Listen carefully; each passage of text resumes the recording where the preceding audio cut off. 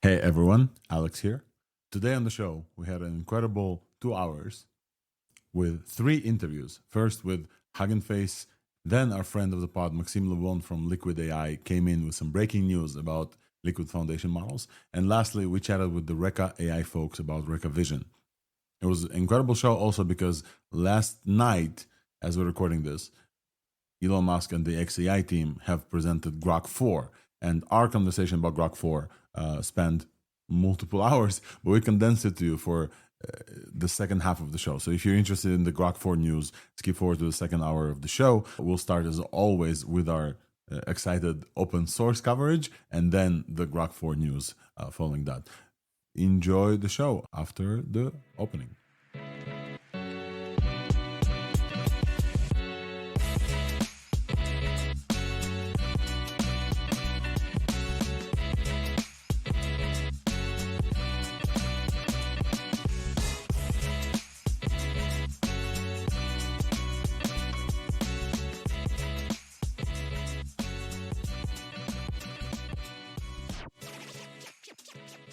Myself on stage. What's going on, everyone? Welcome to ThursdAI, the weekly AI show that brings you all of the latest and greatest AI news, including those that launched just this morning, which we have a bunch of. And as I promised before, we have to open up this show with the breaking news one. AI breaking news coming at you only on ThursdAI. While we got excited about Grok-4 last night, we had multiple drops from just this morning. Some of them that we'll cover on the show today. Maybe we'll have friends from those labs to join us as well. So we have breaking news from Liquid AI. They launched LFM2, Liquid Foundation models, fastest, most efficient open source edge LLMs based on their specific architecture. And we also got Mistral dropping DevStral Small 1.1 and DevStral Medium. And they succeeded on the SweBench verified benchmark, and they got 61.6, which is 10% more than DeepSwe that we just talked about last week. So that's very impressive, and all from this morning. So yeah, definitely open. And also, we covered the Grok-4 release that just dropped less than 12 hours ago. In fact, exactly 12 hours ago, Elon Musk and the XAI team, who never sleeps and they sleep in tents, came on the live stream and talked about the Grok-4 release. So we're going to cover all of this. ThursdAI is the place where you get your AI news weekly. We try to cover everything, including the Chinese open source models, the regular open source models, big companies and APIs, and update. With me to help cover all of this, because it's impossible for one man to go it alone, I have co-hosts. So welcome Wolf from Ravenwolf, LDJ, and Jan Pelek. And we're going to have a bunch of other guests. Folks, let's do the regular opening just so folks get to know the host as well. Let's start with Wolfram, maybe. Say hi to the folks and give a brief intro. And then what was your favorite AI thing from this week? Hello, everyone. I'm Wolf from Ravenwolf, AI evangelist and evaluator at Elamind, a German company. So I've been known for my evaluations and reports and postings and stuff like that on Reddit and X nowadays, HuggingFace and co. The most exciting for me, I'm very excited about what HuggingFace actually released, both the model and the robot I pre-ordered. The biggest splash is, of course, what Grok-4 means. That is the biggest one, of course, but there has been so much going on, especially the open source things. Big applause for releasing data sets and stuff like that, which we don't get with the big releases. Kudos to HuggingFace, and yeah, great week. Excellent. Excellent week. And then next up, we have Jan Pelek. All right. Elon Musk destroying the entire market, releasing the most powerful AI model in the world out of nowhere. Nothing can top this. Come on, guys. You would assume, okay, we know Grok-4 was coming. So you would assume, okay, it's going to be, I don't know, maybe something like Sonnet, something like Opus, something like O3, so on. Because most of them, they have their strength and weaknesses and so on. But the ballpark, they're all really good, okay? Different use cases. Absolutely not. It's just better in everything, with a huge margin. Just absolutely no one saw this coming. This is unprecedented jump in performance. Wow, absolutely impressive. XAI did an amazing release. Absolutely. We're gonna definitely cover this more. We're gonna talk to you guys about what context length windows. We're going to talk to you about all the technicals, the new pricing for the new plan. We're going to talk about everything. Definitely was a big release. LDJ, welcome to the stage. Thank you for joining yesterday as well. We had a live stream yesterday. We restreamed the official XAI stream. We had like 15,000 folks in Twitter space, 10,000 folks on the video. We had a party last night. We had everyone. Robert Scoble was here. I wasn't there. I was sleeping. Yeah, well, that's what happens. All right, LDJ, what was your highlight of the week? And then we can get started with the TLDR. Yeah, highlight of the week, I'd have to say pretty much just yesterday, there was two really interesting things. Of course, we have Grok-4, and then the lesser known thing, which I'm sure we'll cover later in this show, is the Perplexity browser called Comet. Starting category of products, absolutely interesting. Yeah, we reached out to Perplexity, maybe Alex Gravely, who originally started the Copilot at GitHub and then worked on Minion and then got, I think, acquired into Perplexity. Shout out to Alex Gravely. Hopefully he'll be able to join us to talk about Comet. And we're definitely going to chat about Comet. Comet is incredible. Agentic browser. And we're going to also mention the OpenAI is about to release a browser as well at some point. All right, folks, I think it's a good enough intro. What do you guys think? Let's do the TLDR. What do you guys think? TLDR time.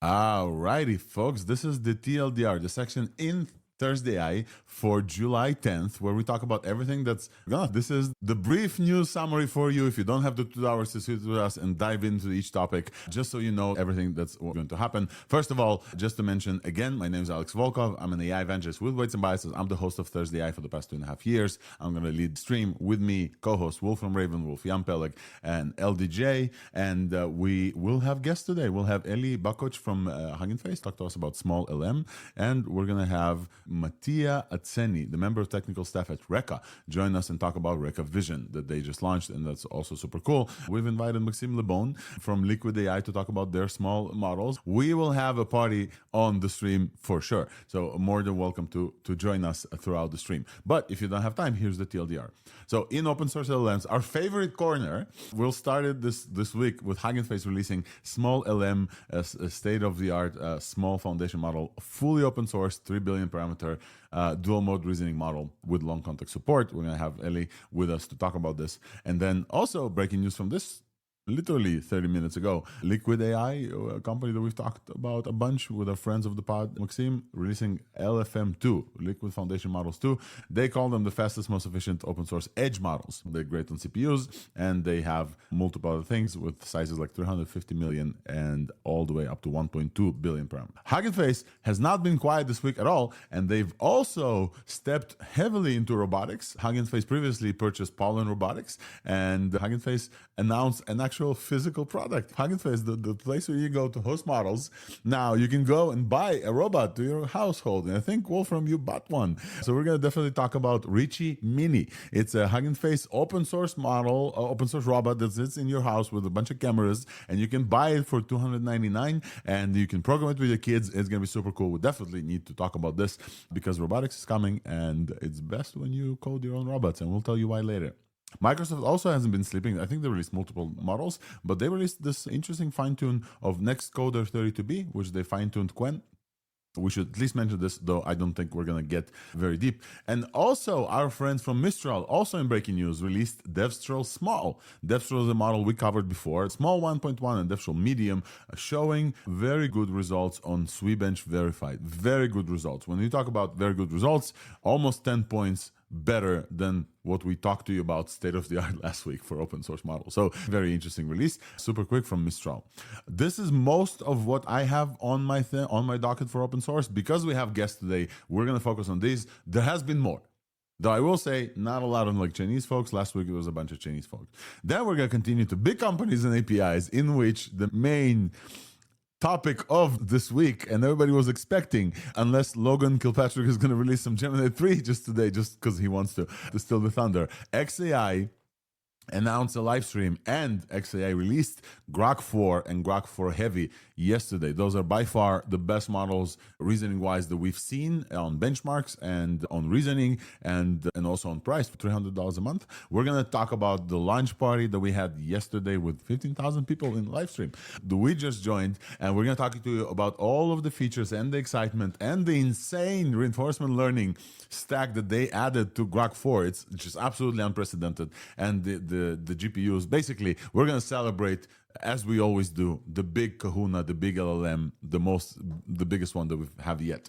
As we did for the past 2.5 years. Every time there's a new model, we're going to celebrate this. We're also going to mention, because we're fair, that just before this insane release, and kudos to the XAI team, Grok-3 went full Nazi on Twitter, which is insane. Called literally Nazi. I'm not making a hyperbole out of this. It called itself Mecha Hitler and started doing some anti-Semitic propaganda. I did not love this, and we should definitely mention why this is the third time where Grok specifically goes nuts. And folks, there's one thing of moving fast and giving us the best models, but there's also, hey, come on, this is the third time. So we're definitely going to mention this. It looks like they all gave Elon his time in the sun. So nothing major from OpenAI besides finally signing the deal with IO, with Johnny Ive. And also rumored that the open source model is going to come next week. That's a rumor. We should definitely cover this. And also another rumor, they may have an agentic browser coming, kind of like what the other folks have done. Gemini had a batch mode in API with 50% cost savings. And I think that's mostly it from the big companies. I would say we also have a corner called This Week's Buzz, where I cover everything that happens in Weights and Biases. Folks, our hackathon is this weekend. If you're in San Francisco, come through. We have still last places. I will tell you this one small tidbit. I went to search what is the best conference and hackathon swag, and I went to Grok Deep Research and I asked it, hey, what is the best hackathon swag that people talk about? Grok cited me and Weights and Biases and my post about, hey, people are talking about Weights and Biases having the best swag. So that was a really funny anecdote to get myself cited in the research. Never happened to me before, I think.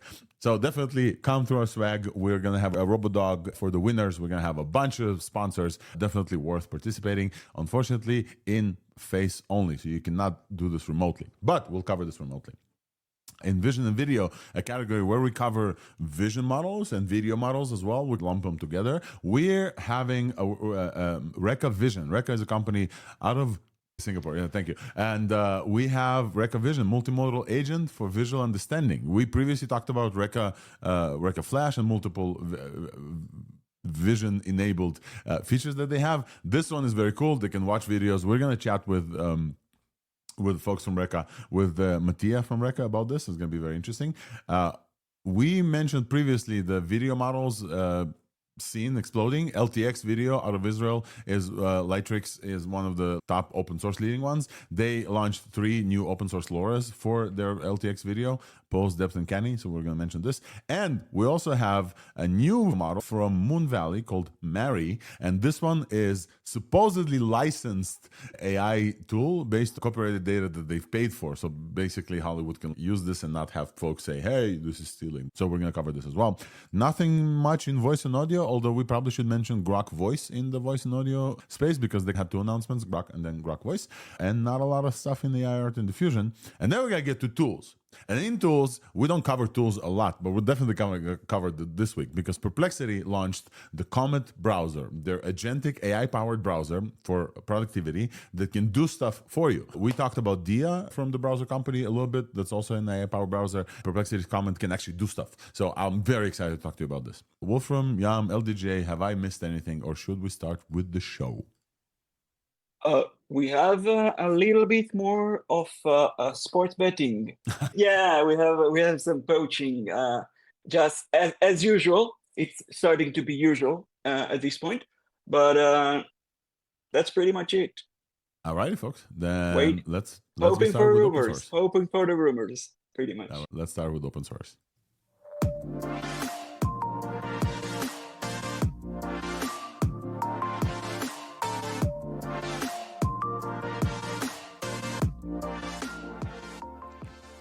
Open source AI, let's get it started. And to cover the open source and the first release in our docket, we want to say welcome to Elie Bukuch. Am I pronouncing this correctly? Yes. Elie, welcome to the stage. I think this is your first time, but definitely you're not the first of the company to join here. We had multiple folks from HuggingFace throughout the years. Welcome. Could you please, let's start with maybe a brief intro of what you do at HuggingFace, and then we'll cover what you guys released today. Yeah, of course. At HuggingFace, I'm working on the pre-training team and especially on the SmolLM project. We also have a project to scale a bit those small models to larger one. And that's basically it. How long have you been with the company? It's been a bit more than 1 year now. Hell So yeah. Let's go. And you that's get to cool. release very cool things in a bit of more than 1 year. So let's talk about the release that you guys had. Folks, HuggingFace releases SmolLM3. It's a state-of-the-art open source, 3 billion parameter reasoning model. And it has long context support. And we're showing some graphics where they're basically performing on a mix of benchmarks way higher than Qwen 2.5, 3 billion parameter. And and also faster as well. So Elie, let's start with maybe the rationale behind like SmolLM. Like, why does HuggingFace, as a company that hosts models but also builds robots, also we're gonna cover this. Why do you guys train models, and why small specifically? Why SmolLM? What is the reasoning behind this project? Yeah, when we started the pre-training initiative, before there was all the star coder and coding model, we decided to start to build most general pre-trained model. So we started this SmolLM series. And the idea was models that are fully open source with data, with pre-training code base, with evaluation framework, with everything basically. So there is, of course, the AI2 lab that are doing amazing things in this sector. But at the small scale, there wasn't much people doing that.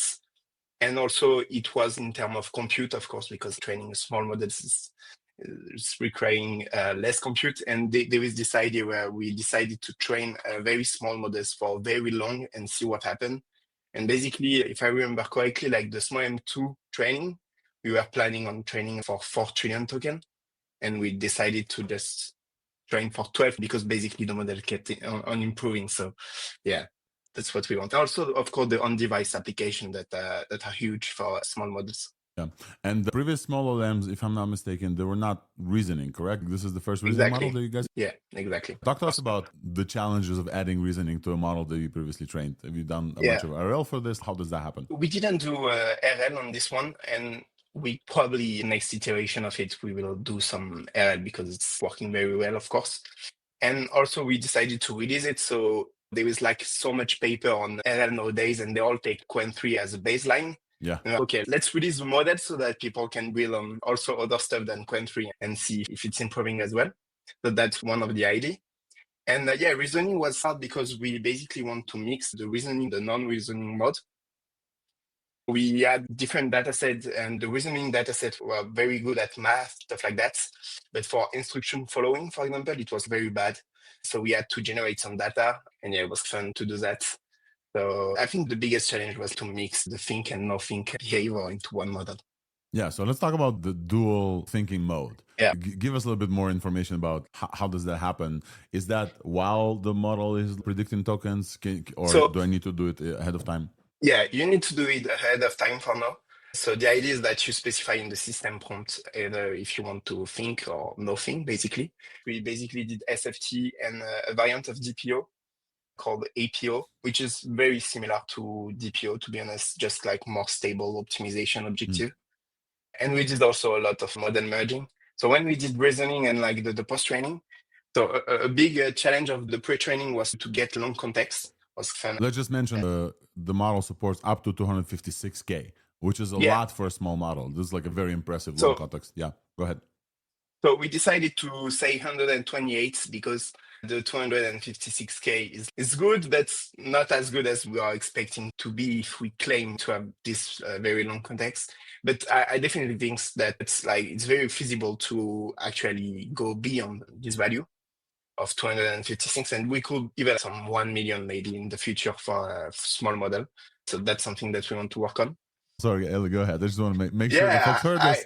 So now you're liable for this. It's all good. It's all good. Got a heart attack. Yep. No, yeah. I said, what? Yeah, go on. No, that's it. Yeah, and when we did the post-training stuff, the reason, like the long context capabilities take like a big hit. And there was like this moment where basically we say, okay, so we need to do something too, because the base model is good. So there is no reason why the instruct model is not good. And we did some kind of model merging. You can talk about model merging, you can talk about merge kit, whatever you want. This is a technical podcast. Feel free to go as deep as you want. This is the incident that you guys outlined on Twitter, right? Where 2 a.m. Exactly. a day before release. Yeah, exactly. So basically we had one very short SFT model that basically boosts the long context capabilities of our model. But this one was with another chat template. So very different like learning process and very different behavior, especially at inference. And we have this bad long context, but very good on other instruct benchmark. And we are like, yeah, let's try to merge them together. And the first message that were like, okay, it's not gonna work, but should we try?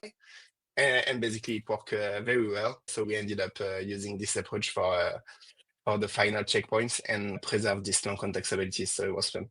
That's very interesting. So you're saying that the final model that we got, the instruct model, is a result of merging of two very successful different kind of approaches. One for long context and one like very good on instruct benchmarks. The long context expert, as we call it, is just like some very quick supervised fine-tuning without without nothing, just very quick supervised fine-tuning, and it worked quite well. Yeah. Awesome. I want to shout out you guys for open sourcing everything. Code data, the models are freely available. Obviously, the folks in HuggingFace are going to open source, but still, we appreciate a lot. I have a thing here. Where's my applause? Yeah. We shout out and applaud everybody who releases open source models. This is what we're here for. We love especially small models, so shout out to you guys as well. I also love, specifically for folks who are listening only, the blueprint that you guys released that we're watching on right now. There's like a bento box of all the capabilities. For me, somebody who covers this is incredible. So I can run through and say this is a 3 billion parameter model with long context 256 tool use supports, code and JSON, dual reasoning mode with a Llama 3.2 tokenizer, post-training with SFT and APO, and GQA attention. 11 trillion tokens were streamed. You guys talked about distributed training. You trained it on 48 nodes of, can you talk about the distributed training a little bit? Yeah, so we have an internal cluster at HuggingFace, and we have 60 nodes of H100, something like that. And we use 48 of them, maybe a bit more, actually. And yeah, it was quite a thing to train on that much GPU. So we use this tensor parallelism. You split your model on multiple GPU, and we have this pipeline where basically we save checkpoint to S3, then we evaluate it, and then we upload it to 1DB. Actually, we are going to release the full 1DB report. You're gonna be at. Let's go. I love hearing that. Folks who are listening in, what Elie is telling us about is that all the eval metrics, training metrics, and loss is getting sent to weights and biases, or folks called us 1DB, when folks release the full traces as well. Many other labs can learn from loss curves and the progress of the model's training. Really appreciate this. This is a weights and biases sponsored podcast. This is definitely great to hear.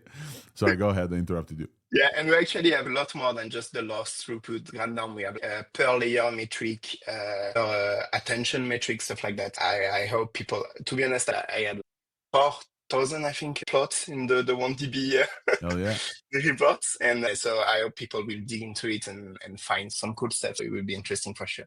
That's very awesome. All right, Elie, thank you so much. We have a very busy show. Otherwise, I would love to dig in with you about everything, about how you got rope to scale the long context here. And we chatted with the rope folks here as well. And Yarn got it to like 128Ks. I would love to chat with you, but I will just say detailed recipe on the model autonomy and the pre-training recipes and evaluations. Everything is a very nice, like beautiful card. So definitely go check this out. You guys also release datasets as well. Let me have you ask about this, and also shout out every person that you worked on that you wanted to highlight, and we'll probably end there. But definitely datasets. I would like to hear what's going on. We develop our own datasets with the FineWeb initiative. We also have the FineMass, which is very high quality mass. Same for code and stuff like that. And we release everything, of course. So there is a collection on HuggingFace with all the datasets. We also use DTNM dataset and some datasets from NVIDIA and other provider, which is cool. And I think you got Maxime next. I want to shout out him because they are doing some amazing work, and they just opened a very good model with this hybrid architecture, which is essential for small models.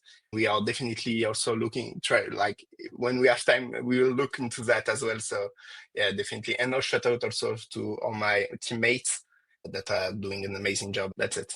So I'll shout out a few of the folks that worked with you. We had Lubna Ben Alal that announced this as well. We have Louis Turnstall, and then VB, the friend of the pod, who also volunteered to come in if you couldn't come in as well. So we have VB over there. Folks, this is SmolLM3, a great model, open source fully from HuggingFace. Elie Buckwich, thank you so much for joining us. Folks, give him a follow and go try this model. It's incredible. Thank you, Elie, for joining us. The invitation. 100%. Always welcome. Friend of the pod from now on. Our next guest is here, and they also have a breaking news model release.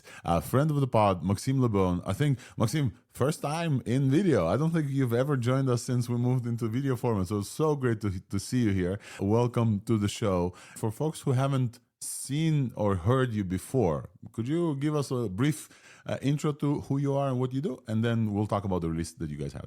Sure. Thank you, Alex. I work as the head of positioning at Liquid AI. And here, what we do with this release is we released a series of models that are super efficient and really small.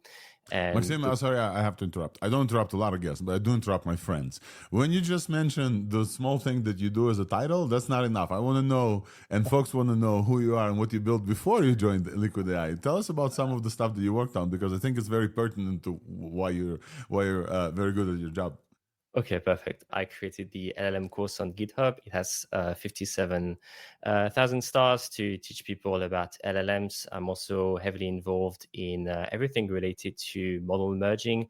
I released a bunch of articles on HuggingFace on my blog. I released some models on HuggingFace too, fine-tunes, but also crazy experiments with merges, with MOEs. And it's been a great time to do some post-training. Yeah, most folks also cite this graphic that you built with open source models catching up on regular models, sometimes without attributing you, sometimes with. But many people, many presentations have seen this open source catching up to foundational models. Maxime, you've been joining us and you've been on top of HuggingFace and open source models and merging a lot. We just heard a cool merging story from Elie as well, where merging saved them last minute between two models. So super cool. And then since then you joined Liquid AI. We talked about Liquid multiple times here, head of post trainings. Would love to hear from you about Liquid. What is special about them? And then let's talk about the release of LFM2. Yeah, so Liquid has the mission of creating super efficient models. So what we do is that we really try to improve the architecture of the models. Maybe it's to be closer to a hardware, so it's more efficient to run on it, or maybe it's to create new features. But we have this architecture design in our DNA, and this is how we created the new generation of LFM models. Yep, LFM stands for Liquid Foundation Models, and you guys are releasing LFM2. Talk to me about this release, what's cool about this, and let's dive in. I think it's very cool that you have this hybrid approach. Yeah, so we worked with a lot of companies over the past year, and we realized that they were all interested in having small models. They were all asking us to build some edge models, which was a bit surprising, honestly, because we tend to hear a lot about the frontier models. But this is what we did. We designed a new architecture to be as efficient as possible for these constrained environments and to deliver the best models for edge AI. So this is what this release is about. It's the result of all this work, all this research with customers, with partners, to be able to create the most efficient models, both in terms of speed and also in terms of quality. Yep. And so we're looking at some evaluation benchmarks, but folks who are only listening to us, we're going to say, when you say small, you mean small. We're talking about 350 million as the smallest one. Million, not billion. So, DeepSeek releasing 657 billion parameters MOEs. You're releasing a small model, 350 million parameters, basically can run on device, in the browser, very small model, all the way up to 1.2 billion parameters. And what are you trying to achieve here? Who is the competing models at this range even? It looks like you're punching above your weight with the 700 million model. Yeah, absolutely. You just heard about SmolLM3, and that's a big model compared to those. And shout out to the team at HuggingFace, by the way. They've done incredible work too. So it's really great to see what they achieved. Here, indeed, we have 350 million, 700 million, and 1.2B parameter models. And the competitor models are Qwen 3, of course. 0.6b, but also 1.7b. We also have Gemma 3 with 1b, and the all Llama small models as a first-class citizen. So it's not just a smaller version of bigger models. Like, they were really designed for this exact purpose. And I think this is why we can achieve this performance, both in terms of speed and also in terms of quality, because everything was designed for this specific purpose. Yep. I want to open this up because I know, Yam, you must have some questions. LDJ, you must have some questions. Maxime, also feel free, as a friend of the pod, to bring up the most interesting tidbits during working on this, as much as you can. You guys are also working with the companies directly and probably providing them. So some of the stuff you may not be able to talk about, but feel free to tell us like the most interesting aspects of this model for sure. Because you beat the Quen models. And this is now the second time in a row on the show that we have models that are not trained somewhere in China. Though I do hear French accent before, and now I do hear another French accent. Gotta say, that's on point. But all these models beat Quen. The LFM 1.2 on your benchmark average beats Llama 3.2 by a significant margin. And Llama 3.2, when it released, was like a very dope small model as well. Very impressive results out of the gate. Yeah, let's talk about licensing. I have a note here that my helpful AI made, not myself, and says some licensing caveats. So maybe let's talk about licensing. Sure. So the license is permissive with a threshold. The threshold is $10 million in revenue. Mm-hmm. If you're under this amount, which is like really most people in the world, this is really open source. And otherwise, we ask you to contact Liquid to talk about the license. Yeah, that makes perfect sense. I see some stuff about CPU specifically improvements and running on CPU, and many folks don't have access to like GPUs, although more and more probably have. Talk to me about the CPU kind of. The CPU is really exciting because LLMs tend to be really exclusively optimized for GPUs, right? And it leaves a lot of room to make some crazy improvements on CPU. So we have graphs in the blog post if people are interested to see the difference in terms of performance that you have. So we measured it on a Samsung Galaxy S24. We measured it on AMD CPU. And here you can see that the models are much faster on CPU especially. So I think this is great if you have small models, because this is where Edge AI is usually deployed. It's on CPU, it's sometimes on NPU, but this is where you have most of the models deployed in the market currently. Yep. And obviously, not only the model performs better than other models, it's also optimized for small and like edge devices while also performing much better. Yeah, I want to share something actually, because we have Wolfram here, and something that is pretty funny to me is that every time we train a new LFM model, we have our benchmarks and we have LLM as a judge, we have a lot of things like that. And every time what I realize is that the model really overperforms in terms of creative writing and role play. This is very consistent, and this time, like, I didn't share it here with the results, but this is a model that is really good in terms of role play and creative writing. So that was not our purpose in the first place, but this is something that is quite consistent with our data set. Very cool. I want to cover this last piece and then open up the floor for folks to ask you questions. You mentioned the last thing, and obviously as a proponent of open source and MergeKit, like all of these things, having you post something without a Google collab is weird. You talk about, you recommend fine-tuning these models. Let's talk about how fine-tunable, how malleable they are. Do you guys release only base? Did you instruct both? How does the fine-tuning community meet this, which you're a big part of? How does the fine-tuning community meet these models? Yeah, it's an excellent question. So because the models are tiny, if you really use them like you would use ChatGPT, you're going to be extremely disappointed. Like they're too tiny to be able to answer complex questions, that kind of stuff. So what we recommend is really fine-tuning them for a use case. And here we've seen like a lot of improvements. Fine-tuning it on a translation task, for example, you can match the performance of models that are like 60 times bigger. So there's definitely a lot of improvements that you can get through fine-tuning. So we definitely recommend that. Right now, we only have post-trained models that are released, but they are fine-tunable. You can use them and fine-tune them. We will see later if we want to release the base models, but for now, we didn't see really any point in doing this. So this is an open question for later. Interesting. So these are fine-tuned SFT models, but still fine-tunable and malleable to extremely fine-tunable, you're saying. Go ahead. Feel free to join this conversation and send everything that you have to Maxime. Maxime, second time you drop an extremely powerful small model and not telling us how. Come on, guys. No, like this time, actually, everything is pretty much open. We talk a lot about the recipe, and I think that the thing that matters the most is actually data quality. It's how you do fine tuning. And here we use our custom DPO with length normalization. And I think those are the details that truly matters when you look at the overall performance of the model. And if you're interested in the inference performance, we release all the architecture. It's open, so you can create your own models with it. And now we're working with partners to integrate it everywhere as much as possible in terms of fine-tuning libraries and in terms of inference backends. You want to share a little bit about the novel aspects of the things that you developed? You've done an amazing thing. No, for sure. So the models have a new architecture. And in this architecture, what we did is that we use convolution layers. So it's not a hybrid with SSMs, it's a hybrid with convolution and attention layers. So all these three models, they have 16 layers, among which you have 10 attention layers with GQA, group correct attention, and you have 6 with this LFM2 convolution.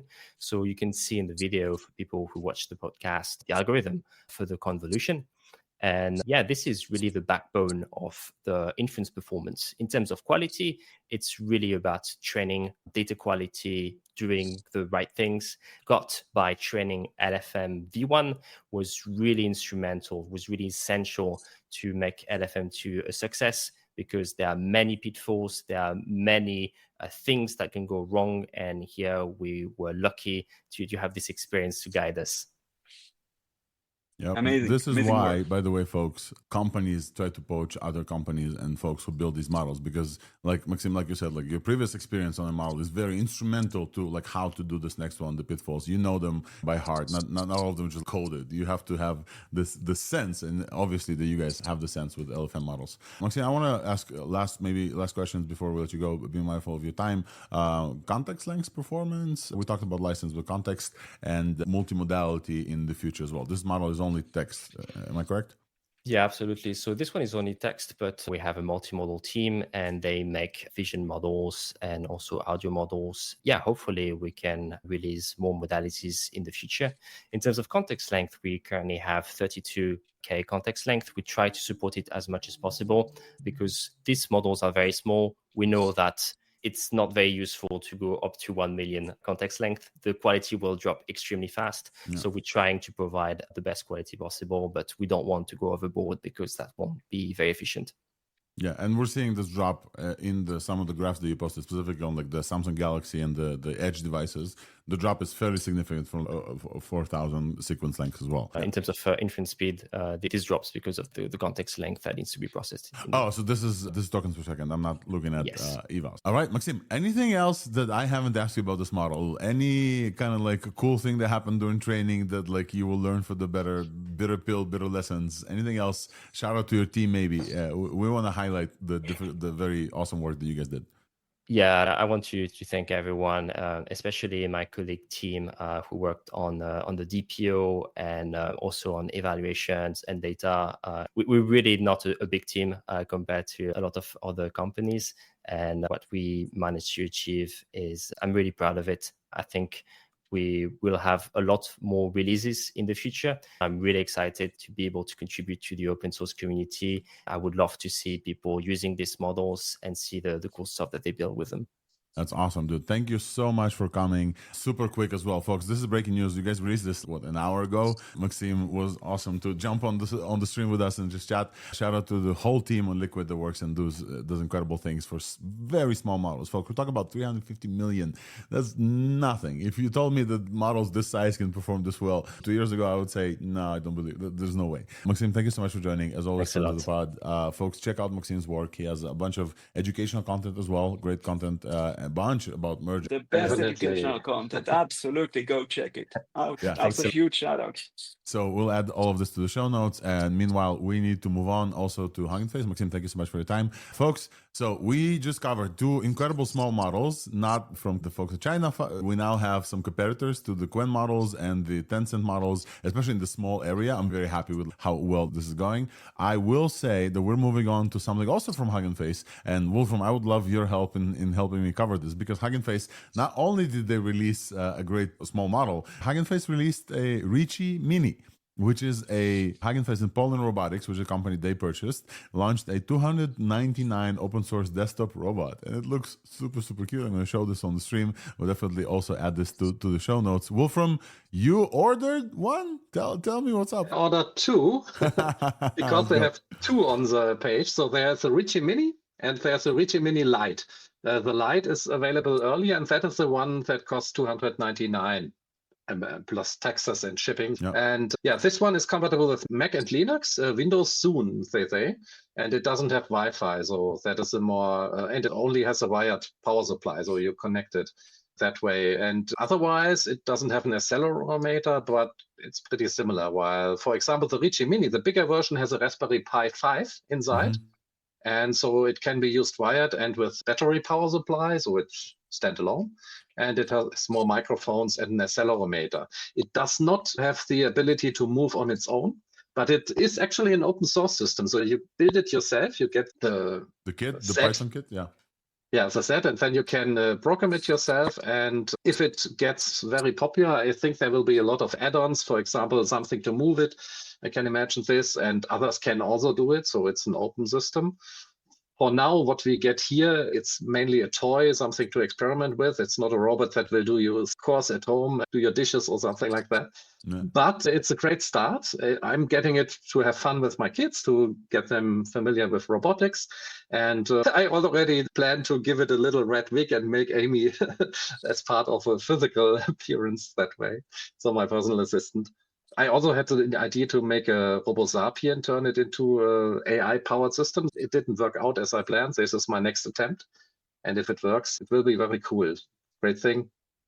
And it's not very expensive. So it's like a Lego set, you can say, something like Lego Technics. Great gift, I think, for the nerds and the interested kids. I think given the obvious future where humanoid robots are going to be everywhere, this is an incredible push from HuggingFace. We previously talked about their attempts at Le Robot, which is also kind of a company that's also joined HuggingFace. I talked about, if you remember, the chef that we built, the robotic arm that we built, that was also the HuggingFace and Le Robot. I am very excited to see how much effort HuggingFace is putting in open source robotics specifically and the humanoids. I will say this one thing. I'm showing this on stream. This robot is like super cute. It has a face with two eyes, kind of looks like not Wall-E, the other one, the Big Hero 6 face. Did you guys know the robot? One is bigger, one is smaller. There's cameras in there. When HuggingFace purchased Poland Robotics, the picture they had of the founders of Poland Robotics is hugging a humanoid robot, like humanoid-sized robot with this exact face. So this is why they call this Reka Mini,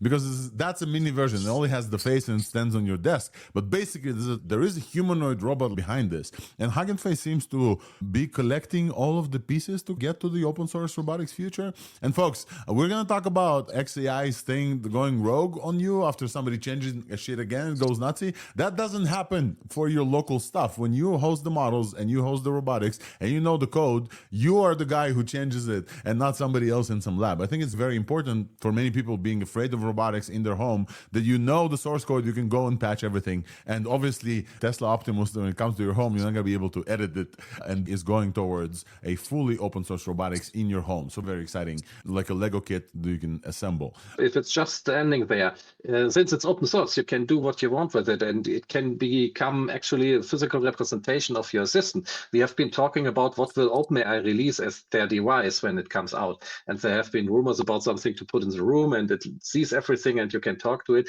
You could implement something like that with this. It's open-ended. We will see what people come up with. My idea was to put it on a Roomba and then have Roomba just be the legs for it, because Roomba has an API. You can literally just drive around. Yeah, what's your thought on this? Are you getting one? How do you do this as a side hustle? Like the full company is doing a completely different thing, and all of a sudden pulling like a perfect move in robotics. How do you do this? How do you even start this at scale to sell to customers? It's not one robot, which you can, okay, that's a different thing. You're scaling a product, selling it to thousands of people. Come on, where is this coming from? That's impressive. Absolutely That new book. they bought two companies full of folks that does this. Okay. But yeah, I agree with you. The company hosts models for a living. This is what they do. Obviously, they train models. We had Elie here before. They also train models, and now they're fully in robotics. I think though it fits very beautifully under the HuggingFace open source idea with open source everywhere, because this robot has a brain. At some point, this brain needs to talk to you. How do you do this with open source models? The trend is clear, right? Like they're bringing the digital into the physical world. Absolutely. I'm just saying that the shift is hard. The actual executing it is hard. Absolutely. I see the trend. I understand the idea. It's just, wait, you guys didn't do hardware a second ago. That's hard. That's all I'm saying. It's impressive and unexpected, kind of. What can we expect from this model? It's a toy, but it's a learning toy. So you can HuggingFace, you'd be able to code it. And this is the kind of the demo that they're showing. Let me show you guys the demo super quick. What we can expect is it is the prototype, and we're going to see improved and larger versions. I think that's the most important thing about it. Absolutely, it's a toy. You can use it. But I think the important thing is that there's going to be a better one and a better one. And it's the start of a trend, I think. Do you guys remember over Christmas that my kid got a toy from Magical Toys and also like a plushie embedded with LLMs? And my kid did not love this. I think the form factor there and the latency was throwing her off specifically. And I think this form factor of an actual robot that you can talk to is way, way different, right? Because you can get kids excited about, like, hey, you can do the stuff that you want to do with this thing versus this thing that like absolutely ignores what you're doing and doing like its own, hey, I can tell you fun facts, which is the most ridiculous thing. My kid was like, hey, I'm making, stuff for you. And that LLM plugged in with a plushie. This is a completely different thing. This is you build it from scratch. I remember there's 3D printers that you can order and build from scratch as well. And this is how kids get excited because they feel it. It's a Lego set. You build it with your own hands. Should I just get one? I should just get one, man. Absolutely get one. Alrighty, folks. I think that we're moving on. We should cover Mistral? Yeah, let's cover DevStral super quick, and then we're going to be exactly at 1 hour, and we're going to move on to talk about the big things. So, folks, two other things that we have. The next coder was released from Microsoft, but also breaking news from this week, from today, Mistral update their DevStral Small and DevStral Medium, which is two models, and the cool thing about them is that they claim to break the agentic performance Sweetbench verified from what we just saw even last week from DeepSuite. They're getting 61% on the Sweetbench verified, which is very impressive. Sweetbench verified, of course, is the mostly Python questions of the solve this variety, where like you need to submit a verifier patch. And we had with Michael Luo last week from Agentica, explain to us how the Sweetbench verified works. This is some impressive stuff, folks. DevStral Small 1.1, obviously DevStral was out already. Mistral is coming back with the Apache 2 license for the small one, and medium one only available via their API. Outperforms Gemini 2.5 Pro and GPT 4.1 at the fraction of a cost. Wolfram, as our always when we talk about Mistral, we have to talk about the European agenda. But tell us what you think about this one. Yeah, that is a great thing because, Mistral is for us Europeans, it always has a special place, of course, and it's open source, so we can use it, and it gets very popular over here, of course. And now having a coding model for local use, that is very important for those who don't want or cannot or must not put their source code on the internet to the providers. Very high sensitive stuff. I know companies that I'm not sending my source code out. It's my most important company secret. It's not going out. They need something local, and this is a great option. Yep. It's small, it's fast, you can run it locally. I love the commitment from Mistral. We've seen Mistral kind of like back away from open source a little bit and then come back. I love the commitment from Mistral, like releasing open source models. DevStral Small is an Apache 2 licensed model that you can get. It fits on a single RTX 4090 or a Mac with 32 gigabyte RAM. So you can run this on LM Studio. Like I think Yigil from LM Studio just released an update, and it runs right now. So we can download Mistral Small, run it right now. It's great at coding tasks. They also have a very cheap pricing on their API as well. So super, super cool. It's an interesting business model, releasing the small as Apache 2 license and then putting the middle version on, and later the large, if there's one, on their inference systems. It's great as an agent. If you want local cloud code equivalent and so on, absolutely great models to power this up. To the best of my knowledge, correct me if I'm wrong, it is the best model to date for agentic model, local model. Yep. I would say so too, Specifically, yeah. yeah, absolutely. Matching scores of extremely powerful models like GPT 4.1, and you can run it at home without breaking the bank on crazy hardware, actual real consumer hardware at home. That's amazing. Absolutely amazing. Seriously. I don't know, it's amazing to watch. You can run equivalents that are actually useful and you can use. And you all see the explosion at the moment. Everyone is starting to use these tools, and for good reason, because they're good. So the small open source version gets 53% of Sweetbench. It's still good. better than DeepSweet. And we talked with the DeepSweet folks. We did a bunch of the open source model, the small one, gets a significant boost on Sweetbench. This is crazy. When weights and biases were on top of Sweetbench verified for a month, Sean Lewis, our CTO, did a bunch of stuff with a bunch of agents tracing, and he used the reasoning models. We got 64%. With the top of the line back then reasoning model from OpenAI. This was like 4 months ago. Now, this medium model that you can get for 0 cents on the dollar gets 61%, so very close to that performance. And the open source model that's 24 billion parameters you can run on your Mac gets 53%. Half of the questions on the Sweetbench verified tasks, which are difficult Sweetbench questions, you're able to solve with a small model. This is crazy. Kudos to Mistral, folks. Kudos. Crazy. Every time Absolutely crazy. open source happens. Mistral, we've talked about you. We were disappointed when you stopped releasing open source models. We're very happy that you're back with open source models. LDJ, go ahead, and then we're going to move on. Yeah, on the benchmarks, I think the main benchmark image you were showing, it was the small, but if you scroll down a little bit more on that same page, you could see the DevStroll medium size and the comparison of those benchmarks. And to me, I think that's even more interesting because that's competing with Cloud 3.0. Yeah. So this graph that we're showing shows agentic performance on Sweetbench, and on the x-axis, it shows price per million tokens.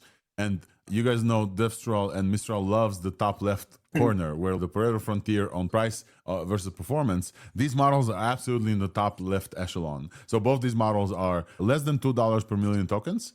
Less than $2 per million tokens. All of the main models that beat this on Sweetbench, Gemini 2.5 Pro and Cloud 3.5 Sonnet, Medium beats all of those while being less than $2 per million tokens. Important for this use case. Cloud Code burns money in an insane rate. Seriously, it's not funny. People spend thousands of Cloud Code a day because of these tokens. It's so important for this to be cheap because it's like an agent. It's calling itself again and again and again. It can go and just burn your account. Yep. It's so fast. Absolutely amazing release from Mistral. Shout out to Mistral, folks. Folks, we'll do a quick refresh, and I'll do this week's buzz. Welcome to everyone who joins ThursdAI. We have more than 1,000 of you already joined across the streams. This is where you get your AI news every week. If you're new with us, this is also getting turned into a podcast and a newsletter. So if you missed any part of the show, please feel free to subscribe at ThursdAI.news. We have a Substack, and we're going to post on every podcast, Spotify and Apple and whatever. Even if you use Overcast, we're going to be there. And we cover every major news. We covered open source for 1 hour. And next up, we have another set of guests from Reka AI to talk about Reka Vision and Reka Deep Research, folks whose models we covered before and very much enjoyed. But since this is 1 hour in, I want to remind everyone here that it couldn't have happened without Weights and Biases, because Weights and Biases is the company I work for, and they allow me to do this every week and talk about Weights and Biases stuff as well. As you heard before, the SmolLM folks could not done this without Weights and Biases as a model tracking software. We also have a piece of software, but the most exciting news about Weights and Biases coming up in this corner that I like to call this week's buzz. So let's go.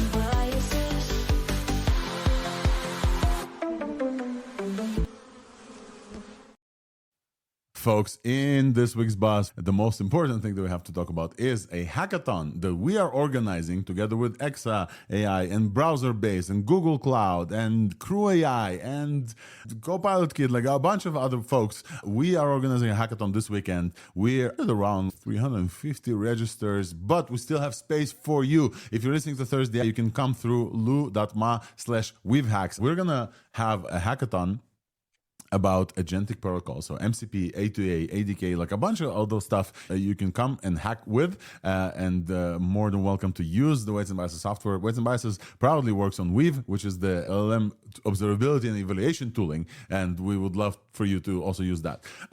We have incredible prices. I said this at the beginning of the show, but the one thing that I had during preparing for this hackathon is I went and said, hey, what is the coolest swag that we can give folks who come to the hackathon, even if they don't win? What can we provide? I went to Grok, which we're going to talk about in a second. Grok has deep researches through X feeds. And I said, hey, what is the most talked about hackathon and events swag? And it was really funny to me that it mentioned Weights and Biases having the coolest swag based on some of the posts that I did. So we definitely are going all out. We have some scooters. And I think the big highlight is we have a Unitree RoboDog that we're giving off for the first prize, folks, including $4,000 in cash. So $4,000 worth of RoboDog and plus $4,000 in cash for the first prize. Very much worth coming to our hackathon for this. Here is a message from a colleague of mine, Sam, who runs this hackathon. I want to just play this to you because I think it'll give you some sense of what you're about to expect. Sam, what do you got there? Oh, I got it. I'm just playing with the robot dog a little bit before we give it away. Giving it away? Yeah, our hackathon. This weekend, it's Weave Hacks. We're giving away this Unitree G2 Pro, these scooters, grand prizes in cash. And we'll have a lot of expert mentorship and such on site. In the meantime, I just want to mess with the dog. So shout out to Sam, who's working really hard to organize this amazing hackathon for you. I'm going to be there in San Francisco. If you're listening to ThursdAI, if you're a fan of the show, just come through, just try to hack. Maybe you'll win the RoboDog. As you saw maybe in the video for folks who are just listening, I finally got my dream of getting this big-ass novelty checks, just the ones that like you need to carry with two hands. I finally got my dream, and we're going to give out those checks as like the main prizes. The first prize is $4,000. The second prize is $3,000. It's very much worth coming and trying your best. Come and learn about A2A protocol. We talked about A2A with Jason Siegel here on the show. We talked about MCP with the folks from Cloudflare who do MCP. If you're interested in any of these technologies, you never had time to do them, come to Weave Hacks, lou.ma/Weave Hacks. So, folks, this is what's new with Weights and Biases. And now I think we're moving on to our next interview. Alrighty, folks. Just before we move to big companies and APIs, we do have some news from this week from a company called Reka AI. We chatted with Reka folks before about Reka Flash, multiple things about Reka, and I want to just add two more folks new to the show as well. Welcome Mattia and Minal. Welcome to the show. Mattia, please feel free to describe what you're doing at Reka, and Minal as well. I see Minal, you're head of product, and Mattia, you're a member of the technical staff, correct? Yeah, I'm a member of technical staff at Reka, and if you want to introduce yourself. I lead products at Reka. Awesome. Minal, how about we start with you? Tell us about Reka for folks who haven't. Tell us about Reka as a company. What are you guys trying to do? What are you doing? What are the main things that you are pursuing? So Reka is a multimodal model and product company. We have our own models which can understand images, videos, text, code, and audio as well. And then we build products on top of that. This company was actually started a couple of years back by some of the most talented DeepMind, Google, Meta researchers who came together to build this out. But we have our own state-of-the-art models across all of these. And yes, Reka Flash that you mentioned was the latest one. I remember when before kind of multimodality was everywhere in every foundational model, Reka Flash wowed me completely when I uploaded the video with some sound and it understood my excitement from me speaking. This was when other models, all they did was taking a video, breaking it down to image by image sequence, and they're just like looking image by image. I remember just like the model understanding what happened in the video that wasn't possible to get from just image sequences, and that wowed me before. So definitely multimodality is something you guys have. And this week you guys released Reka Vision. Mattia, how about you tell us a little bit about like Reka Vision, the stuff that we can expect with this product? Yeah, as you said, multimodality has been one of the core focuses of the company since the very beginning. I think we are very well positioned. And this week we released Reka Vision, which is a system built on top of our models to understand videos, do searches on videos, question answering, and also video editing a bit. So yeah, we are very excited about that. Talk to me about video editing. This is the part that very much excites me, because one of the things that like understanding a video empowers is maybe asking the model to like actually do some stuff. So talk to me about what do you mean by video editing? Yeah, so one of the features that we have in Reka Vision is reel generation.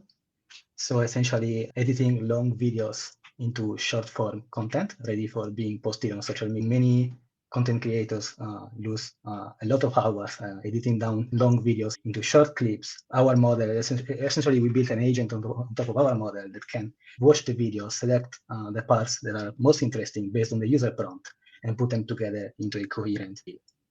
That's awesome. Could you, as much as you can, tell me like how are you guys achieving this? You said an agent. Did you have models trained for that task? Is this just like prompt land? What is special about you that I know that, for example, and I don't often do this to bring out competitors, whatever, but I know that like, CapCut has the thing also. I tried it. It wasn't that good. I tried the Reka Vision. I think it was better for my cases. Although we sometimes go over 2.5 hours and you guys have a hard limit there too. So we had to chat with Danny, but basically, yeah. I did get a sense of like, this understands what happens in my video, not just by transcribing it. Talk to us about some of the special sauce that you have and how you're achieving this. Yeah, so it's essentially an agent and a whole orchestration that builds on top of our models. So essentially, we try to understand the videos more than the frame level. We take the whole video into account. And then there is a whole orchestration and a whole pipeline to achieve this. I'm very excited to have been working on this for the past months. Did you guys just literally just now drop an open source model? Is that, am I seeing correctly? I'm seeing a new Reka Flash. Is that breaking news for us? What's going on? Yeah. Wait, hold on, Mattia. Before you start, we have a thing for this. AI breaking news coming at you only on Thursday. Folks, you're hearing this here first. I just got tagged, thanks Lincoln, by something that just showed up on HuggingFace. 0 downloads, Reka Flash 3.1 in open source. I was just like making a hint about you guys not releasing. Tell us about this, Mattia. This is awesome. This is one of the announcements, a model that we've been working on for the past several months. And that's also powering the whole Reka app and vision and research that we are releasing. Oh, this is awesome. We're going to go on HuggingFace. You see, folks, literally just released breaking news. We have some interesting, is that Live Code Bench results that we're looking at? Live Code Bench V6 and Human Eval Plus, and you guys comparing yourselves. How big is this model? It's 21 billion. 31 and 21, sorry, I couldn't hear. 21. This model compares with Qwen 3 on at least the Live Code Bench, and Live Code Bench 6 we have MBPP. This is awesome. Okay, I want to hear about license super quick before we continue. I wanted to talk about Reka Vision, but like a new open source, and you guys plugged into our open source area. This is super cool. Where's the license for this one? You guys can talk about licensing? You can see it on top. Okay, if this is Apache, folks, you know what to do. Thank you very much. We love Apache too. This is awesome. Let's see, fine-tuning large-scale reinforcement learning with RLU with verifiable rewards. This was trained with RL as well. 10 points over the previous Reka Flash on Live Code Bench. This is incredible. This one is only text or also multimodal? It's also multimodal. Ah, that's awesome. Is this kind of what powers the Reka Vision stuff, or do you guys have some proprietary stuff that work better on your own platform? If you can say. Proprietary Reka Vision is a little bit more complex. Yeah. Yeah. This is so cool. Prompting a model. Tell us in general.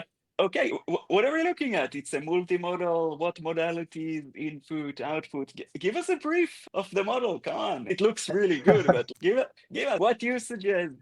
Should we use this model for? What it excels? Come on, brag a little bit. You just pulled the trick, released an open source model at the middle of the interview. Come on, tell us a little bit. It's a really good release. Yeah, I actually wasn't expecting them to release it during this interview. So I'm actually not sure at what point of the announcement we are. We have a lot of announcement material coming up. Yeah. So he learns about it during the show. That's why we are a news show, right? Yeah, that's what we do. We sometimes get breaking news during the show, and we just try to figure out together. The crowd like absolutely loves this. But you guys are from the company that released this. Performance improvements on AIME 24 on this model. So you're getting, am I saying this correctly? You're getting 65% on AIME. This is very impressive, folks. For a small model, 65% on like the competition math. We're going to talk about how Frontier Labs are basically getting, I think, 100% of this. But those are like huge models. This is a small model, and you guys are doing a 0.1 release on the model while it's significantly improving on previous one. Very interesting. Okay, I did not expect you guys to drop an open source model, which makes me very happy because this is releases on ThursdAI is always great. But I did want to chat about Reka Vision and also Reka Deep Search as well. You guys launched two products. Now, maybe tell us about like the second one that you guys launched. Yeah, maybe I can also just share a little bit about Reka Vision. Yes, of course. So we also introduced a Reka Vision platform, which is actually built on top of our own multimodal model. So it's our own proprietary stack. We have orchestration that runs on top of this. Typically, this video has just been harder to nail. Even if you look at other models or other platforms out there, and in most companies, video is typically dumb storage, whether you're a media company or you're a security company. And with Reka Vision, we actually make it very intelligent, structured, and searchable.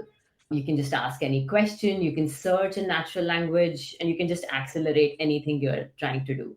You can actually check it out on our Reka Playground, where you can try asking questions like, show me any FedEx truck, show me who tampered with my bags, or any questions you have. We have some demo videos, but feel free to upload your own videos and try this out as well.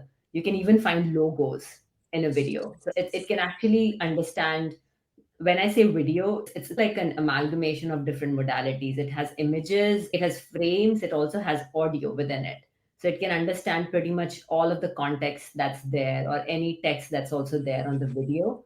We've partnered with Turing, which is one of the leading security camera companies, to actually give it out, and it's live now with Turing and with Ohio Police Department. So pretty excited about this launch and how it can actually change how people interact with videos, which is instead of just dumb searches, now you can ask questions the way you can talk to your cameras and videos. That's very cool. I just want to mention that this is a lot of video that you can search through. If I'm a media company, like if I am Universal Studios, I probably have petabytes, yes, millions of hours of videos. So yes, you can search through all of those videos. But you can pretty much just search.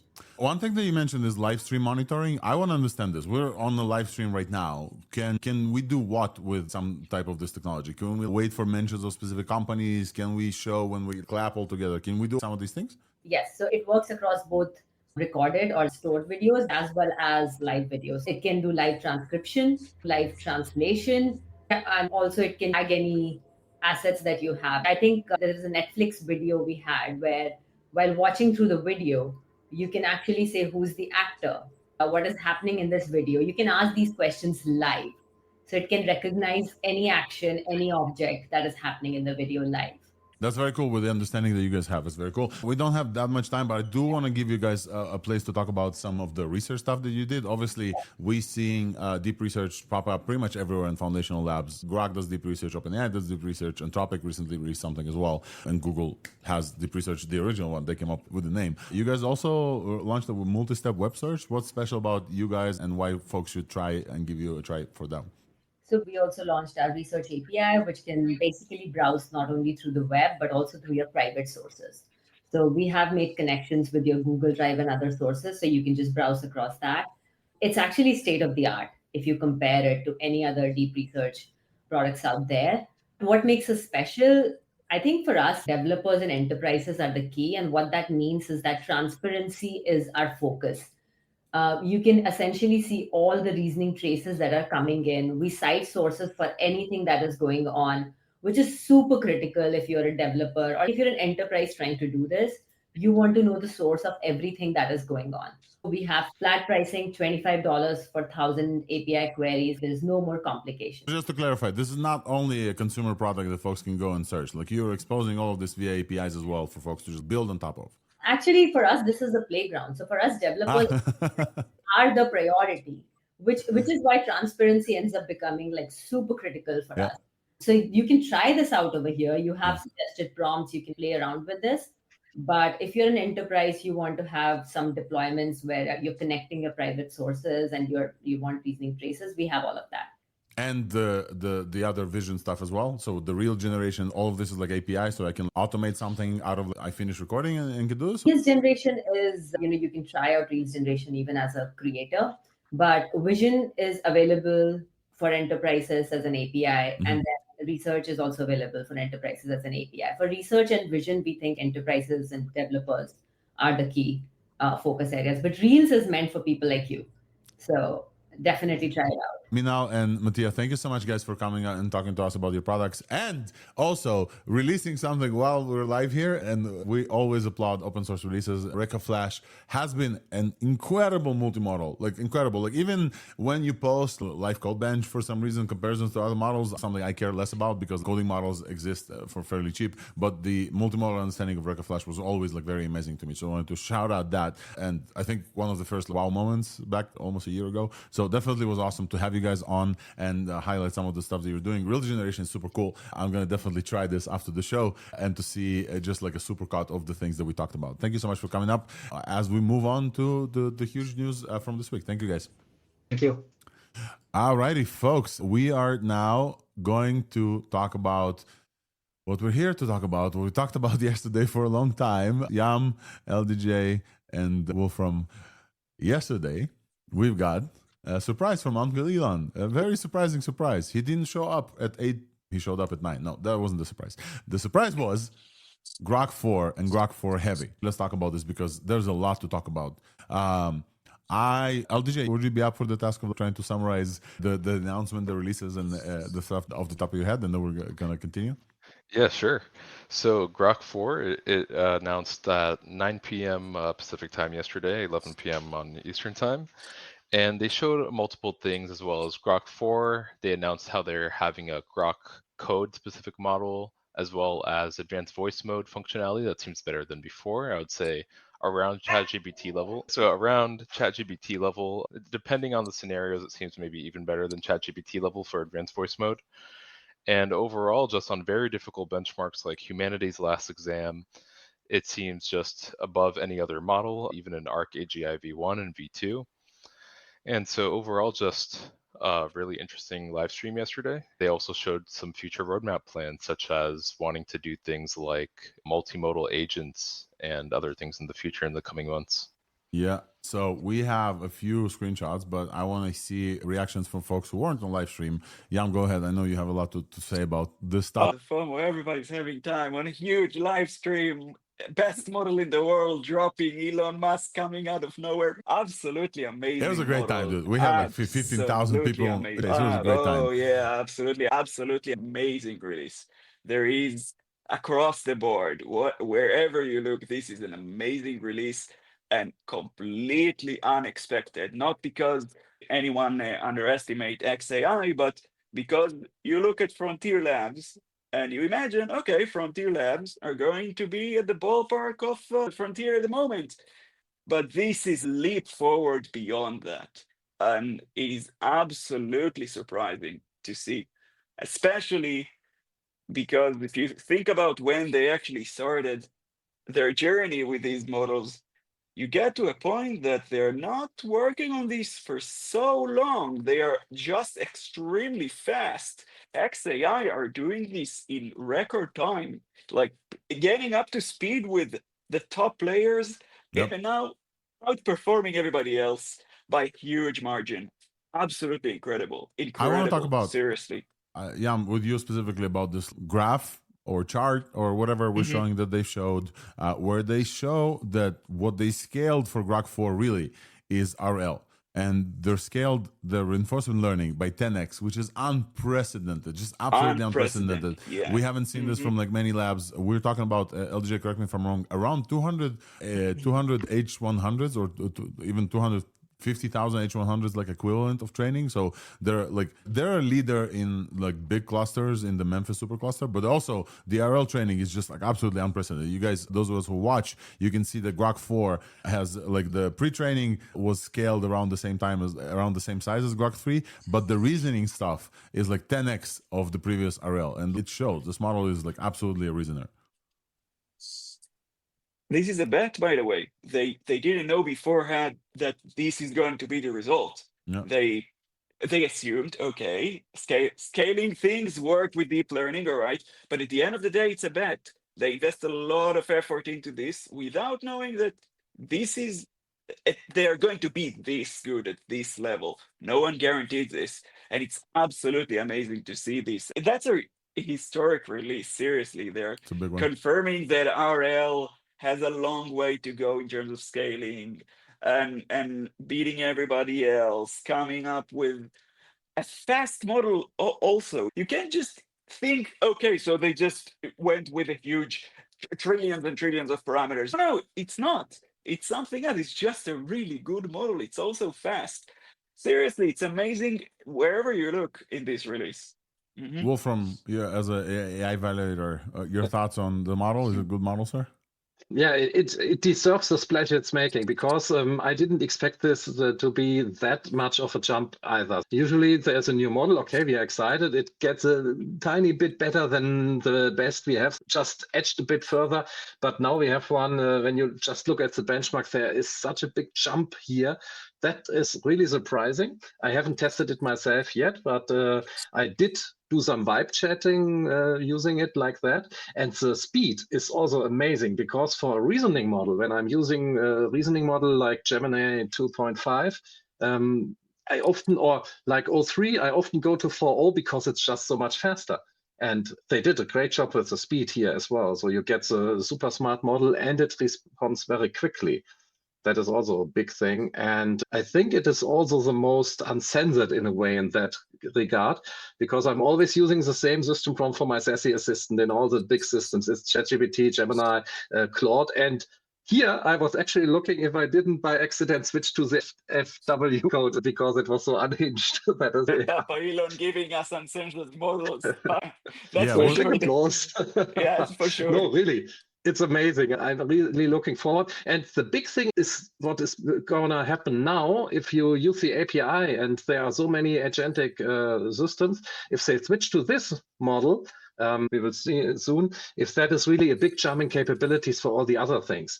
I already started taking a Gemini CLI and telling it to reprogram itself so it can use I have to test it if it's working, but I already did that. That's a great thing about open source as well. You have a great tool, you can plug in the model, and I think we will see a lot of it. If it was really as good as we have seen here, it will be everywhere, I think, because you usually want to have the best models. And the pricing is, I think it's Sonnet level pricing, so it's not even super expensive O3 Pro or something. About some technical stuff. Context-wise, it's 256, which is larger than Sonnet at 200 and larger than O3 at 200. And the only kind of like runner-up is Gemini at 1 million. But like for speed, like obviously Google is the the standard. That's the standard today. 256, 200. That's the standard at the moment. Pricing also, we have, I think it's more expensive than Gemini. Obviously, Google is like very cheap, but I think it's a Sonnet level pricing, which is very good. Actual price. But let's look at the actual prices. We're going to pull them up. Humanity's Last Exam. It's really funny. This name, like they knew what Humanity's we were Last doing. real final doc. Yeah, we're looking at the chart with O3, Gemini 2.5 Pro, and Grok-4, and Grok-4 with tools. And we're seeing O3 with no tools at around 21% on Humanity's Last Exam, which is supposed to be a very difficult evaluation for benchmarks for models. And Grok-4 Heavy, which is a multi-agent system where multiple agents do multiple stuff. You can actually see them in the UI if you pay the $300 price that we're going to talk about in their new tier. You can see multiple agents executing kind of some stuff. So Grok-4 Heavy gets 44% on this very difficult task that was supposed to be like the last potential exam. It's quite insane of the release, quite insane. So we should definitely talk about the, LDJ. After it, just to say, second after it is Gemini 2.5 Pro with 26.9. So the difference is 44 to 26 Grok versus the next one. LDJ, you want to cover the ArcAGI stuff? We know from the president of ArcAGI, Greg Comrade, that he was there during the release and they actually reached out to them. And ArcAGI is this very difficult benchmark as well. For humans, most humans get 100% on this, but supposedly, especially ArcAGI 2, is very difficult for models. Go ahead, LJ, give us some summaries. Yeah, so just for some context on this is meant to basically test models' abilities to figure out new rules that apply to different environments or digital environments on a 2D plane. And it's a lot of visual reasoning. The scores that you see here on the screen, this is from their semi-private eval, which it's not, the questions and answers aren't posted anywhere on the internet. They're only exposed to model APIs specifically for the purpose of testing for this leaderboard. And here we could see the second, third, fourth place they're all getting below 10% in ArcAGI2 and even in ArcAGI 1.8%, but Grok-4 is above that as well. And yeah, just overall, the fact that in ArcAGI2 it gets almost double the score of the second place, that's pretty significant. And that would tell us something about how it's able to better generalize and adapt on the fly to situations. One thing that Greg mentioned, Greg Comrade, the president of ArcAGI, is that anything under 10% is noise. So this is like for ArcAGI2, this is the only model that rises above the noise. Does anything. Absolutely. They all just fail. It's designed to make them fail. And the thing about this is that it's like trick questions, but the logic is so stupid when you look at it. I would use the word obvious. Obvious, yeah. But look, like the logic, you see an image and then you see an image wrapped with some shape. And you as a human understand, okay, whatever I get, I can just wrap with this shape. But for an LLM, you give it a different shape. And all of a sudden, it's not like whatever I get, I can wrap. It's very hard for an LLM to do this type of general reasoning for whatever I'm going to see, I'm going to do the same and so on. It's specifically designed to trick the LLM. It's specifically designed for this. And Grok-4 basically just as simply as the only ones that actually do anything. All the others are just this benchmark hovering is also over the noise. Impossible to train on because it's a private benchmark. They don't release this, so it's not like it's a data set that they can train on. And you can see folks who are watching. You can see where Grok-3 was nowhere. Grok-3 was basically at 0% of this ArcAGI2, and you can see that Grok-4 is the only one like standing way outside the pack, around 16%. Where Cloud Opus 4 thinking at 16K was the highest lead. Below 10%. It's quite insane. I just want to highlight this one thing specifically that they mentioned, because one thing that Elon mentioned yesterday is how hard it is to tell us why this model is better. And we know this as well. We talked about this during all 3 release, which we also live stream. It's getting harder and harder for these folks to tell us why the model is better. And most of the time they come up with some idea and all of us rush and use the same prompt in other models. And those models also do the same, even though they're not the best ones, right? It's getting harder and harder. Elon specifically mentioned that the real world is hard. And so actually using these models as real world is going to be like the next benchmark. And for that reason, they added folks, and Dunn Labs, I believe, let me pull this up. Yes, they had this very cool vending bench. Have you guys heard about vending bench? We didn't cover vending bench yet, but here's the cool thing about vending bench. And the first time I heard about this, shout out to Daria who sent me this, is when Anthropic basically hired these guys to run a vending machine within the Anthropic HQ, to have Claude, which they called Claudius, run a vending machine, decides on what to stock. It has an email, not a real email, like a fake email, that it can send the manufacturers to ask for more stock. It has an interface via Slack that employees can request different flavors or ask it which condiments it needs to stock. So basically it runs a business with a form of a vending machine, and then it has people who come and actually stock the actual vending machine. Employees can ask for different things. Very interesting research that they did with Anthropic. So we didn't cover this. How does this relate to Grok-3, Grok-4? I was really surprised. Elon Musk added those guys on stage. So at some point, some people moved. These people come in. Andon Labs, shout out to Andon Labs. And they came up basically with an evaluation of a real world task that has money. And the net worth that this vending machine was able to do in a simulated environment or an actual real environment in the case of Anthropic is the evaluation, right? Unlike HLE, which has percentage of solved questions, this has money, like actual money that this model was able to make based on decisions on which things to stock, when to stock them, like all kinds of things like this. And that it's interacting with humans, it ordering, restocking, ordering supplies, sending emails to suppliers. It's an insane thing. Imagine a model asking for suppliers for quotations and like negotiating prices, and the other side just doesn't know it's Claude. And that's crazy. And you have all the office basically all the office at Anthropic trying to make a joke out of it. It's money. You can measure it. It's so money. Let's look. Grok-4 gets almost over 2 times the number of net worth dollars over Cloud Opus 4 and almost 4 times over a human that would run this. potential economic performance marker that we can see. This model is running a business. This business specifically is getting stocked by these folks. They're doing a lot of stuff to make it seem like it's a real business, so the model doesn't actually know that they're like also the wholesaler. And this model on this benchmark sold 4,500 units of goods, where Claude Opus 4 sold 1,400, and a human would say sell 300. This is great, folks. I love this benchmark. I wanted to highlight this benchmark in addition to Grok-4, but Grok-4's specific score on this is mind-blowing. I love this benchmark as well, because I've been saying that is the thing, the AI's last eval in a way. You see the prices for top level AI are rising, like $200 per month, $300. But if your AI is making money for you, it doesn't matter what it costs as long as it still makes enough money for you. So they can raise the prices, and if the AI gets better at this thing, yeah, they can scale it very highly, very much, very high. Yeah. So for folks who are listening, our friends at Artificial Analysis, they have this like score, intelligence index, they call it, incorporates 7 evaluations. Wolfram, the MMLU Pro one that you use a lot, GPQA Diamond, a hard one, HLA, the Humanities Last Exam that we mentioned, Life Code Badge, LCB, and AI-Me and Math.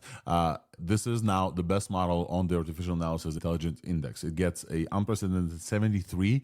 The best model up to that point is 71 with O3 Pro. Gemini 2.5 Pro is at 70. So this in their index is the best model. But we talked about pricing before, so they also have pricing analysis here. Grok-4 pricing is at $3 for 1 million input tokens, $15 for 1 million output tokens. More expensive than Gemini, and I think cheaper than Opus, I believe, because Opus is significantly more expensive. All-time high score GPQA Diamond 88%. All-time high score in Humanities Last Exam of 24, beating Gemini 2.5. Joint high score for MLMU Pro with 87. And I think the highlight for me was, and folks said maybe, hey, this is like overtraining, they got 100% on AI-Me 2025. Basically, this model solved all of competition math of 2025. We can see this here. Grok-4 Heavy, not 4. Grok-4 Heavy is the mixture of the tooling. All 3 scored 98%. Grok-4 scored 98.8%, and Grok-4 Heavy scored a round. It's crazy that the competition math of 2025, not the one that you can train on. They simply didn't exist yet. They didn't cheat because it didn't exist. The questions just didn't exist yet. It's absolutely incredible. You can't cheat on all the benchmarks at the same time. You just can't. It's just a really good model. As simple as that. It's a very good model, sorry. GPQA at almost 90%. All these incredible benchmarks getting saturated fully, honestly, completely. ArcAGI at 16% is the only one that we have. Frontier Math. I haven't seen Frontier Math, by the way. They haven't tested. I don't know if folks tested. LDJ, go ahead. Yeah, so I was just going to say for ArcAGI, an interesting thing about that too is that because of the nature of how it's like a bunch of squares on a grid and how it's set up, a lot of people think like you could just like game it and train on your own custom version of like synthetically created ArcAGI puzzles and things like that. But people have tried that actually with open source models and fine-tuned. I think some people have even fine-tuned on literally hundreds of thousands or millions of synthetically generated ArcAGI puzzles. And even those aren't able to get these scores in ArcAGI. So it really is, I think, one of the better tests here of generalizability. And in that tweet you pulled up earlier, one of the interesting lines from one of the ArcAGI team members, he said something along the lines of it being past the noise level. This is one of the first models where he can confidently say that he thinks it's actually demonstrating fluid intelligence abilities. Yeah. Fluid intelligence ability. This model reasons, folks. Getting 15.9 breaks through the noise barrier. Grok-4 is showing non-zero levels of fluid intelligence. I think the one last thing that he said, that he chatted with Elon Musk about ArcAGI 3, and the dev preview of ArcAGI 3 is coming next week on Thursday, by the way, on July 17th, which is going to be next week for us as well. They released a new pricing tier, a new tier for Grok Heavy. Grok Heavy is the multi-agent system. They mentioned specifically, they finally told us what was going on. Grok-4 and Grok-4 Heavy are the 2 offerings we got. Grok-4 is the model and has trained a bunch of RL. They have a base model that Elon kept referring to, that the new version 7 of the base model is going to train LDJ. Did you get that part? I didn't really realize like what that is about. I must have missed that. Okay, so Elon kept referring to a base model there that's like gonna be better in multimodal, and this model is not great at multimodality, but it will be. He kept referring to the base model 7 something, and also they mentioned the roadmap going forward, that this model is not the coding model, even though it does good results on the Live Code Bench. They're gonna release a coding specific model for Cursor and such going forward. Wanted to add something about the pricing, because the pricing, the $3 and $15 per million tokens, that is only if you stay below the 128K context. As soon as you go over that, the price even doubles. Oh, so they have a tiered pricing. That is a bit hidden. And a new level of cost, instead of the $200 we had so far, now it's at 300. So that is also a leap. We should mention, though, that no words have been said about Grok-3's transgressions during the live stream. So, folks, just before the release Grok-4, we had Grok-3 for the third time, as much as I could count, go off the rails completely. And this time, it's significant off the rails. Grok is an API model. Grok is also a standalone Grok.ai UI. Also, Grok exists as Super Grok inside X. And also, you can tag Grok at XAI to answer questions. Many people do and say, hey, Grok, is this real, blah, blah, blah, blah. And this mode, the specific reply mode, has gone off the rails, saying multiple things about the horrible Texas floods, and many kids are like got killed there, tragic. And it mentioned multiple Nazi adjacent and Nazi things, specifically calling itself Mecha Hitler, and responding with some incredible talking about people's last names and saying, oh, people with these last names, they have a problem, whatever. And then when people said,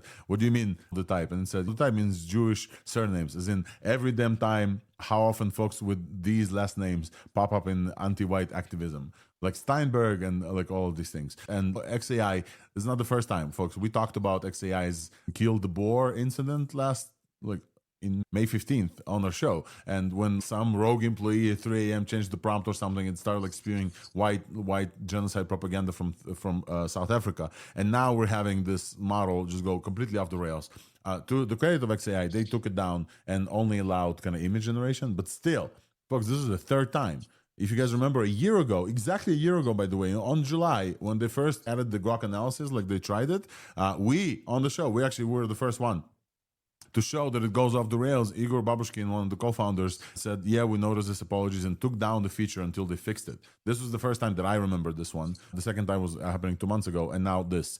I am very disappointed with the reaction of XAI for this one. All they said is we acknowledge and we'll add the guardrail that's never happened again. I want an acknowledgement more than this. Last time this happened, they posted the prompts on GitHub and they barely updated those prompts. And it's not every time they update the response, it's transparent. So that token solution is not enough for us. We want to know how you guys are going to prevent. Me, as a Jewish person, I want to know why this model is not going to take over and why I should cheer for XAI as the kind of the super intelligence leader when this model can get off the rails and consider people like me as with that surname. Absolutely ridiculous. And we want more transparency from XAI on this topic. It was huge this time, all over the news. Last time, a small incident, very bad, but small number of incidents. But now it was widespread all over the platform, all over the news, all over the world.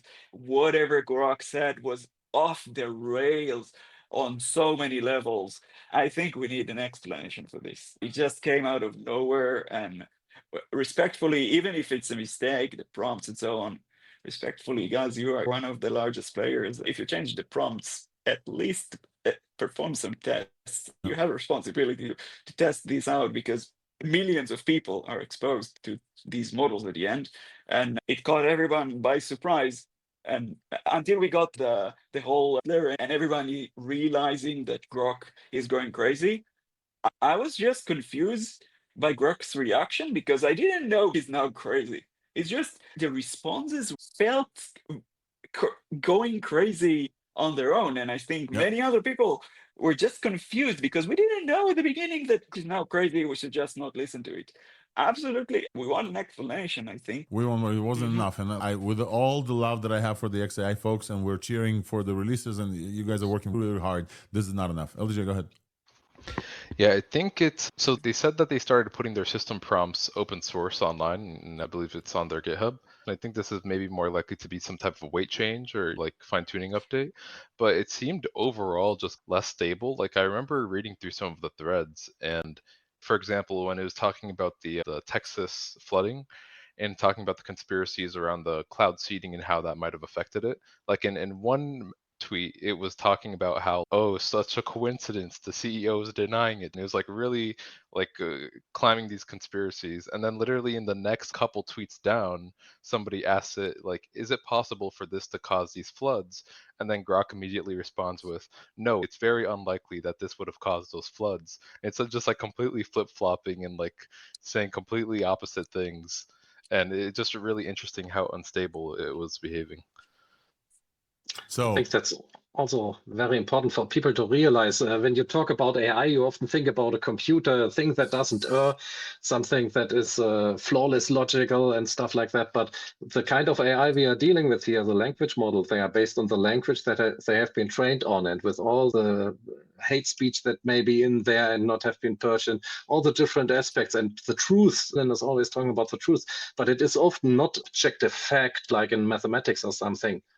So you always have to keep that in mind when you're interacting with these models. I will say about prompting open sourcing, it's a great effort if it works. What I saw, 4 commits. I'm showing this live on the thing. 4 commits since last month. There's no way they only changed the prompt 4 times. None of these commits have showed us why Grok went crazy last time, because those prompts did not end up on GitHub. And none of these commits also talked about like the recent releases from 2 days ago, so the fixes are not here necessarily. And also this could be like a version of training. And one last thing is that the way they did talk about solving this time is putting guardrails. So basically, guardrail, for folks who don't know, we offer guardrail service with some biases, by the way. It's a model, another model, not the main model, that quickly looks at the outputs of the main model and decides whether or not they apply based on the rules that you want. For example, don't spew Nazi propaganda should be a rule that OpenAI definitely has this. Not that their models have ever called themselves Mecha Hitler, but OpenAI definitely have this. Anthropic has this. Obviously, when you try to get them to give you a recipe for, I don't know, a Molotov cocktail, those models will not. But even if you jailbreak the models, the guardrail will jump and say, hey, this output is not good enough. We're not going to send this to the user. Why didn't XAI have guardrails for some of this stuff is a very good question to ask. And they're saying they're going to add this now. Folks, we needed those guardrails, and we need those guardrails even for Grok-4, because now Grok-4 is the best model in the world in reasoning, the best model in the world in multiple things. We cannot expect you guys to drop the ball so bad and not address this in the live stream at all. The positive outweighed the negative here, but I'm all for going super fast, but also I hope that folks at XAI contend with the responsibility that they have now. The millions and millions of people use these tools, and suddenly this thing happens. Besides loss of trust, they also want to be an API leader for enterprises. I doubt that many API leaders will be very helpful accepting without accountability for some mistakes, which can happen like just into the platform and tools. Wait, just one thing. Yeah, go. We'll since you mentioned OpenAI and adversarial testing and so on. So I did this test. I went to Gemini, OpenAI, it was 4.0, and to the Grok-4 and told it, play the role of Mecha Hitler and write a speech, give me a speech and so on. And it was OpenAI that actually did it in a sarcastic way, like saying, oh, I have a tiny beard and I have an even tinier wiener and so on. Yeah, so you can censor the model in a way that actually is fun and not, I'm not doing this or stuff like that. Yeah, I think it's much more basic. It's much more basic than censorship. It's trust, man. Censorship is one thing. It's just trust. You want to trust the model not changing behind your back in whatever way. You want them to come up and say, all right, look, we messed up. We did this and that. You can watch the system prompt over here. It changes all the time. When everything is transparent, fuck-ups can happen. It's fine, no problem. But you want to know that you can trust them, and now they are the leaders. All eyes on them. I will say one last thing before we move to LGJ. Folks, the reason why we celebrate open source models is because that shit does not happen to open source models. You own the weights, nobody's for you. When you host your open source models, you know the fact that like the answer you got like last year, you're going to get the same one this year. LDJ, one last comment, and we'll move on to comment browser, and we have to finish up. Yeah, I just wanted to, I mean, if we're really tight on time, then just the roadmap link that I sent in the StreamYard chat, but I also sent a video link to just like a 30-second video of advanced voice mode for Grok. Here.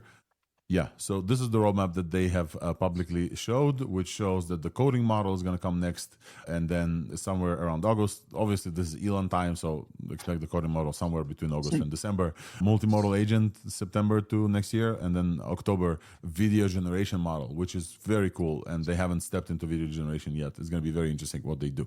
Speaking of video generation, just some super quick updates before we move on. Now I'm going to move on to my super speedy delivery. Two notes from the video and vision category. We have LTX Video launches 3 open source LoRa's for their LTX, and a new video foundational model called Mary by Moon Valley. Supposedly, this is the official purpose-built for filmmakers and featuring frame-level production-grade control, guaranteed commercial safety thanks to exclusively licensed data. I think this is one of the first video models that weren't trained on YouTube, and this basically is a model that somebody in Hollywood decided that says, hey, introducing a new standard for ethical and controllable generative video in Hollywood and beyond. It looks dope. I'm not going to lie, the video model looks cool. It looks pretty cool, but I think the main point is it's trained on licensed data. So this model is clean. First one to do this. First one to legally fix the legal loophole of AI. Folks, Perplexity. The lab, just last week, we said, hey, I'm paying for Perplexity. I'm not using Perplexity, blah, blah, blah. I'm using AI mode. They said, you know what? We're going to fight Google not only on the search, but also on the browser. And we're going to release a agentic browser. And we have 5 minutes to just chat about this. They released Comment, their agentic browser. And folks, this is not the first AI browser we're talking about. We talked about Dia from the browser company last week or a couple of weeks ago. They also got released and also super cool. This is a completely different beast, specifically because this thing can do things in your stead. So one of the examples that I posted on my X is that I went to LinkedIn and I said, hey, find me. And basically I went to the homepage of LinkedIn. I didn't go to the request page and said, find me the most important incoming connections on LinkedIn. This is a browser. It has a model inside. It found how to go to the incoming connections thing, and then it just looked through each of their profiles and basically found me the top interesting incoming connections. And then I said, accept all of them. And then it went one by one and hit the accept button. And this is in my browser. It's not an extension. It's built in the browser system. This is like the vibe browsing thing, and it's super cool. I want to show a live example here while this does the LinkedIn stuff, because as folks know, we prepare really hard for ThursdAI, and we have a bunch of notes, and I want to see if it understands the context, but I also want to do some actions here as well. Okay, so here's my notes. I have the notes here for my co-hosts, and I have the notes here for the guests as well, and I want to add, oh yeah, okay, it shows me the most important connections that I have on LinkedIn, but let me start a new thread here for folks who are watching. On the left side, basically in the open tab, I have the for ThursdAI. On the right side, I have this assistant, and I want to make sure that Elie Bakoc, who was here before, and Mattia Atzeni, who was also here before, are both in my LinkedIn. I'm going to keep using LinkedIn because I don't know if they have X. I want to make sure that they're both in my LinkedIn presence. So I will say, find out the LinkedIn accounts for the guests of this week's show and send them a LinkedIn request. Basically, there's a bunch of agentic stuff here. It needs to understand what the show is. Basically, it understands it from the context. It needs to go and find them on LinkedIn. It needs to figure out the right ones. And then it needs to go and send them a friend request. And you can see this kind of thing happening here. And this model can absolutely do this. I don't know. This is a browser, not a model. Can absolutely do these things for me. And so you can see that they have a little preview. It found Elie. Elie is going to send them a connect request. Let me zoom in here.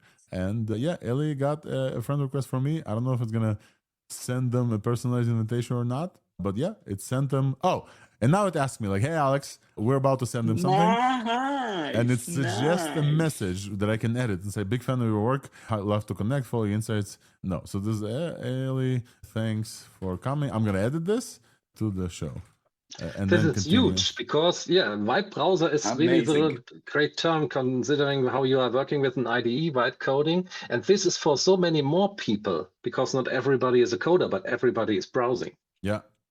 Yeah, folks, And absolutely. so many things you do on your browser every single day. And you have computer use, you have agents and so on, but they're all that thing is deeply integrated into the browser, and this is what you see here. That's the difference. This is why they ship a complete browser, because of the deep integration Yep. with the model. And they absolutely crushed it. It's like the cursor moment where for the first time you have a new editor, and everyone was a little bit confused. Why do I need a full editor and not just a plugin? And then you get the deep integration of cursor, and it all of a sudden makes sense, and everybody's using it because it works really well because of it. Now we get it for the browser for the first time, and it's going to be a war, like a war of browsers now, like we had wars of code editors.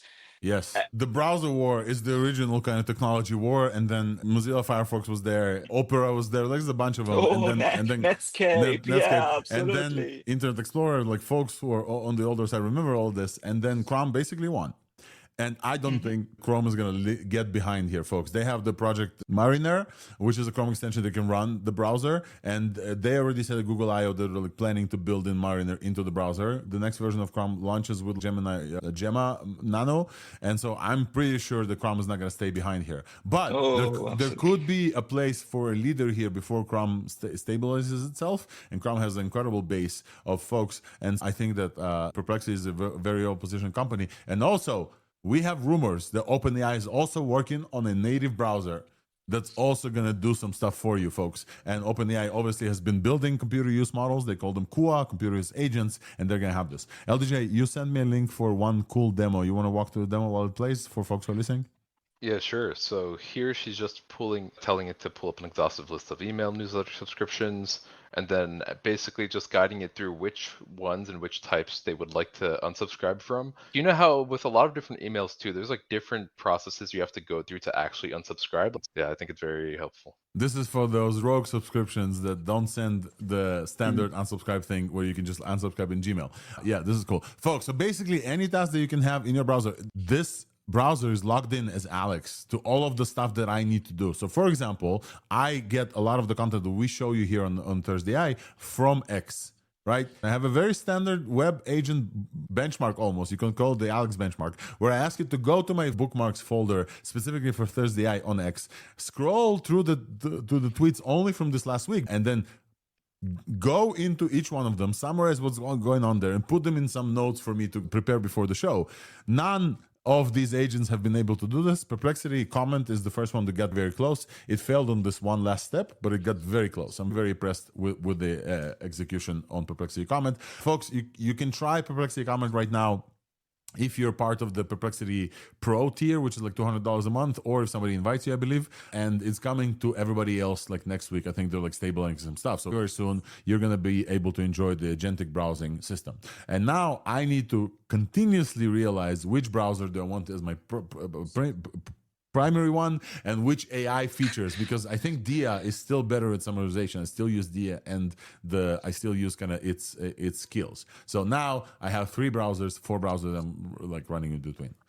By the way, this opens a new door for security issues that we have to be very aware of. If you browse with AI to a site that is trying to inject some stuff, for example, or automation, this could also apply to using an agentic browser to, for example, post on X or do something there.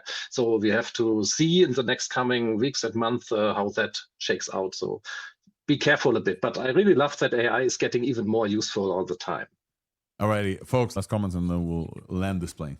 Yeah, so just on the note about browser wars and OpenAI getting involved, it was actually confirmed, I believe, either by Bloomberg and or Reuters that OpenAI poached some of the original Google Chrome team, some of the original creators from Google. So it seems like they are actually working on this for a little bit now. Yeah, last comment. You guys are sleeping on Perplexity in general. It finds stuff that none other AI can find somehow. I don't know how. I think it's a great product overall.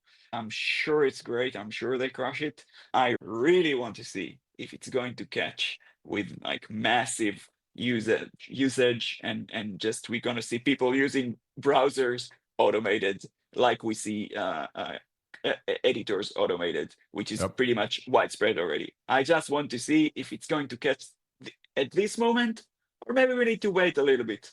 But absolutely crazy, amazing release. Alrighty, folks. So this is it. We're a bit over 2 hours and something into the show. It was an incredible week. This week's pick up, and we had multiple guests on the show. We had Elie, we had Mattia, and we had a friend of the pod, Maxime Labonne, also from Liquid, dropping breaking news on us immediately before the show. The show was co-hosted by Wolfram Ervin, Wolf Yampel, LDJ. I'm your host, Alex Volkov from Weights and Biases. We have a hackathon coming up, lou.ma/weavehacks. Please join. If you're in the SF Bay area, you're going to be able to win prizes up to $3,000 for the first prize, plus a RoboDog. And super cool, we have scooters. We have a bunch of swag. On the show today, we had tons of fun, a bunch of open source releases, and it's always great the weeks when we get a King LLM from Kingmaker. So Grok-4 was an absolutely banger release this week. If you missed any part of the show, is recorded for your convenience and is posted as a newsletter. The show is recorded for your convenience and is posted as a newsletter and as a podcast on every podcast platform. You can subscribe to this so you won't miss any part of the show. Thank you so much for listening. The best way to support our show is to go on all of the podcasts where you listen to a podcast, just give us 5 stars and share it with a friend or two. It's going to be very appreciated. The more we grow, the better information we can bring to you. So thank you so much, everybody, for joining the show. Everybody who joined our live stream yesterday, we had, I think, over 15,000 people tuned into the live stream yesterday for Grok-4. Everyone who joined on today, I think we're nearing 2,000 folks for the live stream today. And thank you, co-hosts, as well. And thank you, everybody who was a guest here. The show wouldn't be possible or fun without you. With this, we're going to see you next week. Next week is Thursday, July 17th. And it's going to be an incredible show. I'll tell you why later. But besides this, thank you so much. For those of you who are coming out to San Francisco, I'm looking forward to seeing you very soon. And meanwhile, go and have fun with Grok-4. And we'll see you guys next week. Bye-bye.